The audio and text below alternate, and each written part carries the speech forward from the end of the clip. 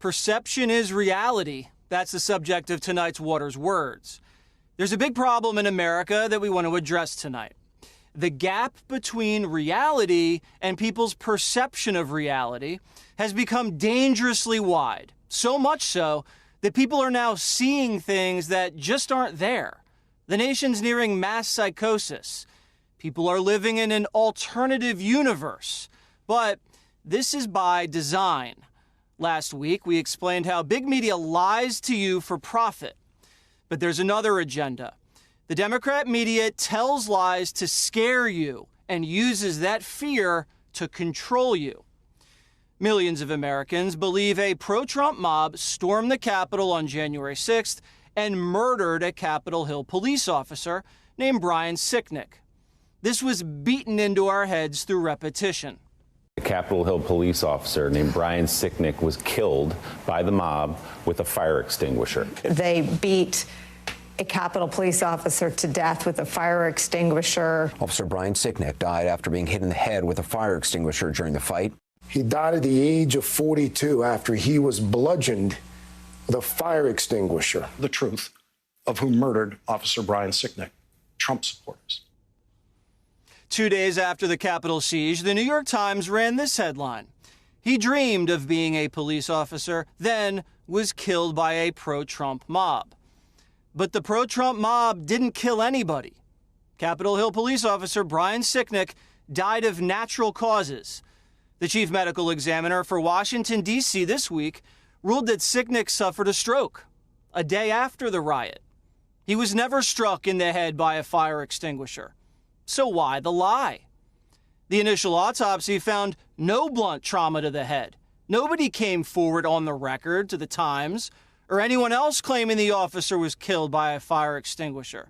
Sicknick's own family begged the press to stop running the story because he called them the night of January 6th and told them he was fine. But the Democrat media needed the lie to scare you about a murderous mob of Trump supporters. Remember, without the Capitol Hill police officer, the only ones killed that day were 4 Trump supporters. Democrats in the media faked the murder of a Capitol Hill police officer and used it in the official record of President Trump's impeachment trial in the Senate. Joe Biden himself got in on the lie. Let me begin by expressing my deep sympathy for the family of Capitol Officer Sicknick, who has died in the line of duty. The people responsible should be held accountable, and they will be. We all recall what happened afterwards. Washington, D.C. became a militarized zone. Trump was impeached. Corporate America aligned with the Democrats, and a social media dragnet cracked down on free speech across America. Now, I'm not excusing what happened on January 6th, but the Democrats and the media hung a murder on the Republican Party. That lie tasted so sweet to the left, but the media won't pay a price for it because it was good for business. When the truth is bad for business, the media goes silent. The man who killed a Capitol Hill police officer this year wasn't a Trump supporter. He was a follower of Farrakhan. Noah Green rammed his car into police officers at the Capitol on April 2nd and was put down while charging them with a knife. Capitol Hill police officer William Evans was pronounced dead at the scene. Green was a Nation of Islam acolyte. His social media profile filled with hate. Maxine Waters, James Clyburn, President Barack Obama, all photographed getting chummy with Farrakhan. The media didn't hang a murder on Farrakhan and make the Democrats accessories. The media humanized the killer with soft profiles about his personal struggles, did no digging into Farrakhan, and the Nation of Islam, a designated hate group, still stands tall on Twitter while President Trump is banned. This brings us to the issue of racism, a concept that has become so disfigured that if you turn on the TV, it's like we're living in the pre-Civil War South. Policing in this country is rooted deeply in racist presuppositions. In certain parts of the country, modern policing has direct lineage to the slave patrols. There is no one way to be black in America, but there is one way we live while black in America. We live under siege. Now, I'm not going to sit up here as a white guy and say racism isn't an issue or doesn't exist. Of course it does. But there's a misperception that racism is everywhere, even as the facts tell a different story. In fact, America has never been less racist than it is today. Attitudes about housing, equality, mixed marriages, discrimination, hiring, language itself. These attitudes have never been more open-minded than they are in 2021. In the last 20 years, race relations have been positive, hovering around 70%, blacks and whites saying they're good. That is until around 2014, when the perception of race relations started to decline a little. This is precisely the moment social media exploded. Black Lives Matter came onto the scene, and the Ferguson effect took hold. Police officers pulling back, and inner-city crime spiking. The Democrat media plays a massive role exploiting the racial divide. The perception of race relations also started to deteriorate just at the exact same time the New York Times began identifying a person's race in their news articles. So-and-so, who is white, or so-and-so, who is black. These racial attributions at the time spiked in 2014, further undermining America's race relations. So when you hear the media sell a story about racist white police hunting down and murdering unarmed black men, it's important to look at the facts. And these are the facts the media won't want you to know. Last year, there were 50 million interactions between police and suspects, and 10 million arrests last year. Now, out of all of that, 18 unarmed black Americans were fatally shot by police, and 24 unarmed white Americans. Police have killed more unarmed whites than unarmed blacks, and that's true so far in 2021 as well. An unarmed black American who a police officer makes contact with has a 0.000036% chance of being fatally shot. A study by the Manhattan Institute shows a majority of black Americans and white liberals believe young black men are more likely to be shot dead by police than die in a traffic accident. And that couldn't be further from the truth. They're much more likely to die in a traffic accident. So, how did our perception of reality get so off base? Because the media uses racism to sell fear. A scared population can be controlled. The more the Democrat media can make black Americans fear whites, police, and Republicans, the more likely it is for black Americans to vote Democrat. And when police, Republicans, and white Americans are constantly being called racist for no reason whatsoever, that's scary. Nobody wants to be called racist. It's the worst thing you can be called in America. That freezes you with fear. You shut your mouth and you give in. That's how the Democrats divide and conquer. Make blacks afraid of whites and make whites afraid of being called racist. The media tells black Americans that Joe Biden is their savior, and anybody who opposes Joe Biden is a racist.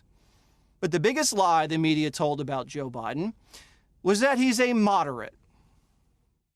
Joe Biden is who he is. He is a doddering, moderate senator from the state of Delaware. I think that Biden himself is moderate enough. There is often a disconnect between Biden's moderate approach and the more progressive wing of the party. Despite President Biden's moderate tone there, it's going to be an all-out war. Nothing to fear at all about Biden, the quiet, moderate unifier. Has there ever been a more striking disconnect between a politician's brand and his actions? President Biden has shattered spending records, proposed the biggest tax hike in decades, totally opened the border, attacked pipelines and fracking. He's forcing biological boys into girls' sports, calling America racist, and now flirting with reparations and nuking the filibuster. But the media doesn't cover Joe that way. They just say Biden is to the right of the squad, even though everybody's to the right of the squad. Being a little right of the squad doesn't make you a moderate. It just makes you a little less crazy. It's difficult for casual news viewers to see Biden clearly when the media romanticizes his mediocrity. 59% of Biden's coverage so far has been positive. A stark contrast to the coverage of Trump's first 100 days, which was 89% negative. Powerful corporate media is branding Biden as a popular moderate. And in return, Biden's taking a softer stance on China, opening our southern border to cheap labor, and sending big business hundreds of billions in fat federal infrastructure contracts so they can go green. Meanwhile, the mainstream media attacks any obstacle to Biden's second term. Despite a ballooning crisis in his state, Florida Governor Ron DeSantis has consistently downplayed the coronavirus. And while the governor buried his head in the sand, residents throughout the state took to the beaches to celebrate the holiday weekend. You can see that people are shoulder to shoulder. They are not social distancing. I'm upset with the government, with Governor DeSantis for not waiting until after spring break, not wait to start opening it up. But the media is having a hard time reconciling the science with the politics. Finally, the Washington Post forced to admit, a year into the pandemic, it's even more clear that it's safer to be outside. Dozens of studies have shown coronavirus is killed by exposure to sunlight. So why do the Democrats and the media continue to force Americans indoors? So they keep ordering packages from Amazon and watching Netflix? It keeps big business thriving, but the mom and pop shops, they stay closed. And it justifies the Democrats' emergency spending. Again, fear gives Democrats more control over your lives and the economy. Gallup found that liberals are incredibly misinformed about the dangers of coronavirus. A huge chunk of them believing that large numbers of children are dying and hospitals are overrun, which is why they've kept schools closed. That misperception allowed politicians to send billions to the teachers' unions, money that'll be sucked dry by graft. And now that people are being vaccinated, Fauci's still telling us to double mask and not eat at restaurants. And the chance of catching COVID after being jabbed is 0.01%. You have a higher chance of being struck by lightning. But Americans are still living in fear. The President of the United States now assuming control of our social lives. To celebrate our independence from this virus on July 4th, with family and friends in small groups, we still have more to do in the months of May and June. We all need to mask up until the number of cases goes down, until everyone has a chance to get their shot. The media has produced a simulation, an American horror story, an audience living in fear, out of touch with reality, hooked on lies, and requiring the Democrat Party to save them from racists and death. But ladies and gentlemen, it's just a movie. None of it's real.